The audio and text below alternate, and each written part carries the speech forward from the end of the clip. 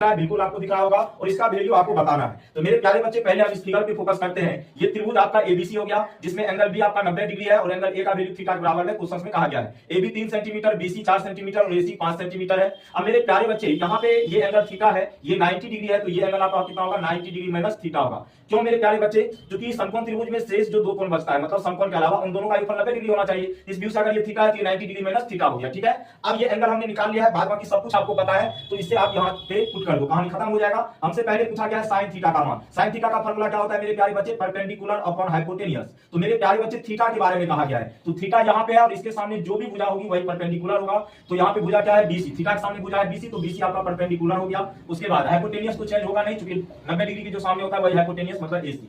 ठीक है मेरे प्यारे बच्चों, बीसी का मान 4 सेंटीमीटर है, एसी का मान 5 सेंटीमीटर है, तो सेंटीमीटर से सेंटीमीटर गया तो 4 में कितना आ जाएगा? 5 आ जाएगा। उसी तरीके से आपसे पूछा गया साइन 90 डिग्री माइनस थीटा का मान क्या होगा। तो देखो हमने क्या कहा, जो भी जिस एंगल के बारे में कहा जाए उसके सामने जो भी होगा वही उसका परपेंडिकुलर। तो भैया तो यहाँ पे साइन की बात तो परपेंडिकुलर बट हाइपोटेनियस ही होगा, बोलो हाँ ना। लेकिन यहाँ पे 90 डिग्री माइनस थीटा के बारे में पूछा गया, तो 90 डिग्री माइनस थीटा के सामने वाली भुजा क्या है? एबी। तो परपेंडिकुलर आपका एबी हो जाएगा और हाइपोटेनियस कभी भी चेंज नहीं होगा, एसी रहना है। एबी का वैल्यू है 3 सेंटीमीटर और एसी का वैल्यू है 5 सेंटीमीटर, तो सेंटीमीटर से सेंटीमीटर गया तो 3/5 आ जाएगा। उसी तरीके से cos थीटा का निकालना है, किसके बारे में पूछा गया? थीटा के बारे में। थीटा के सामने कौन सी लेंथ है? बीसी, तो ये परपेंडिकुलर हो गया, तो ये तो हमेशा करनी होना, ये आपका क्या हो जाएगा? बेस हो जाएगा, मतलब बेस बटे हाइपोटेनियस